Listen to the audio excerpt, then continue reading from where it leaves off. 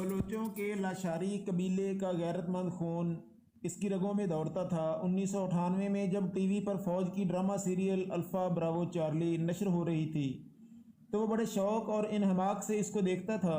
اس ڈرامے کی وہ قسط جس میں کیپٹن گلشیر کو گولی لگتی ہے اور وہ شہید ہو جاتا ہے تو اسامہ کا چہرہ تمتما اٹھتا ہے۔ اس کی اپنی عمر اس وقت 11 سال تھی۔ اپنے بھائیوں سے مخاطب ہوا اور کہا، یار موت ہو تو ایسی، ورنہ کیا فائدہ جینے کا۔ اسامہ کا یہ جملہ اس کے نسب العین کا احاطہ کرتا ہے۔ کیا حسن اتفاق ہے کہ الفا براوو چارلی کا کیپٹن گلشیر جس قسط میں شہید ہوا وہ بھی جولائی اگست کے دن تھے، اور 18 سال بعد جب اسامہ لاشاری رتبہ شہادت پر فائز ہوا اس دن جولائی 2016 کی 23 تاریخ تھی۔ اس کی دعا رب الکریم نے اسی دن قبول کر لی تھی۔ ان کے بھائی حنظلہ لاشاری بتاتے ہیں، بھائی خوبصورت اور جوان تھا، لیکن بچپن سے وہ فوج کے عشق میں ایسا گرفتار ہوا کہ وہ جیتے جی فوج کی حرمت اور اپنے ملک کی حفاظت میں لگا رہا۔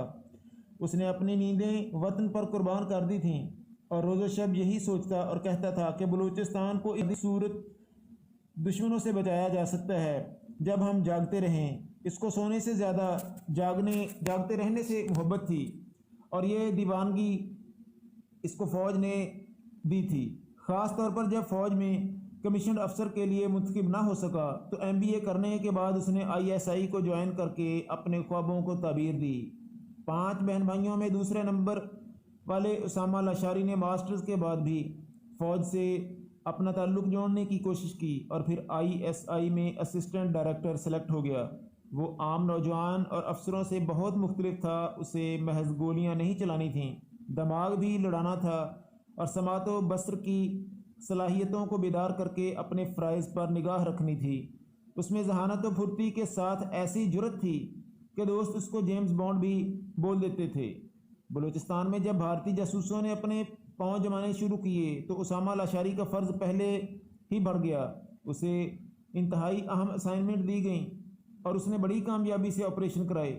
بھارتی فوج کے افسر کلبھوشن یادیو کی گرفتاری میں اہم ترین کردار ادا کرنے کے بعد اس کا ISI کے قابل ترین افسروں میں شمار ہونے لگا، اور پھر جب کلبھوشن یادیو نے منہ کھولا اور اسے انٹیلیجنس ٹپس ملیں تو ایک روز اس نے ایک اہم ہائی پروفائل ٹارگٹ کی ریکی شروع کر دی۔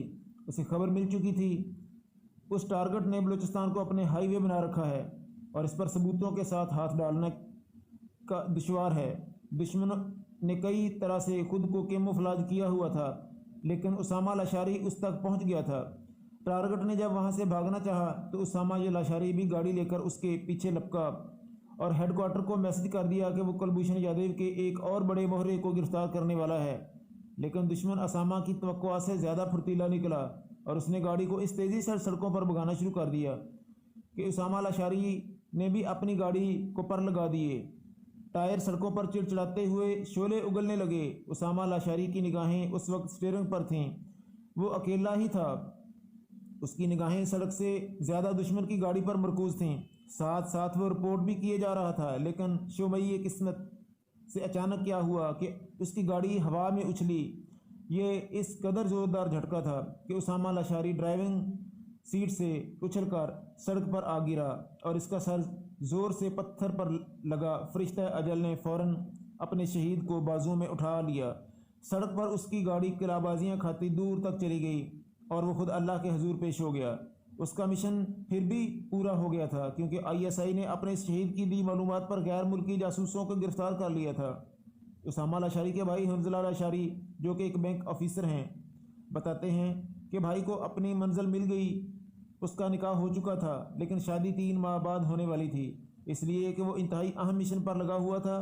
وہ اپنے آپریشن کو چھوڑ کر شادی کے لیے فرصت کی چھٹی نہیں مانگ سکتا تھا۔ بھائی کی شہادت کی خبر سن کر ہم سب پر قیامت ضرور گزری، لیکن میرے والد کے عالی عزم حوصلے نے سب کو حیران کر دیا۔ انہوں نے صبر و ہمت سے اس غم کو برداشت کرنے کا سبق دیا اور کہا، کیا تم نہیں جانتے جب کوئی فوج میں جاتا ہے تو اس کا مطلب ہوتا ہے کہ وہ شہید ہونے جا رہا ہے؟ بس تم سب جان لو کہ ہم سب کو معلوم تھا کہ اسامہ زندہ رہا تو غازی کے طور پر جانا جائے گا، اگر جان سے گیا تو شہید ہوگا۔ میرے بیٹے نے اپنے ملک و قوم کی خاطر وہ قربانی دی ہے جس کا میں خود طلبگار تھا۔ حنظلہ لاشاری اپنے بھائی کے بہت قریب تھے۔ بھائی میں جانثاری اور اثار کا جذبہ بہت تھا۔ بچپن میں اگر ہم کوئی خطا کرتے اور اس کی سزا ملنا ہوتی تو ہمیں بچانے کے لیے ہماری ڈھال بن جاتے اور ہمارا جرم اپنے سر لے لیا کرتے۔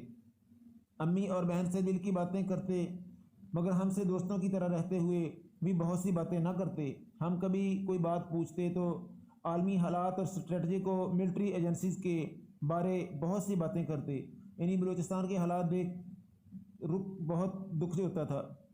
کہا کرتے تھے کہ بلوچستان دشمنوں میں گھرا ہوا ہے، اس کو بچانے کے لیے سخت ترین محنت کی ضرورت ہے، اور جب تک وہ زندہ ہوں میں اپنی سرزمین کو بچانے کی پوری کوشش کروں گا۔ آخر بھائی نے اپنا وعدہ پورا کیا، اس کی شہادت ہمارا فخر ہے الحمدللہ۔ اسامہ لاشاری کا تعلق مستونگ بلوچستان سے تھا۔ وہ 19 اکتوبر 1987 کو پیدا ہوئے۔ والد فوج میں تھے، جس کی وجہ سے ان کی تعلیم و تربیت پاکستان کے مختلف علاقوں میں ہوئی۔ ISI میں اسسٹنٹ ڈائریکٹر بھرتی ہونے کے بعد ان کو بلوچستان کے مختلف علاقوں میں تعینات کیا گیا، تاہم شہادت سے پہلے انہیں مستونگ کے علاقے میں اہم فرض سونپا گیا تھا۔ اسامہ لاشاری کی شہادت کے بعد مستونگ کو ملک دشمن عناصر نے خاص طور پر اپنا ہدف بنائے رکھا۔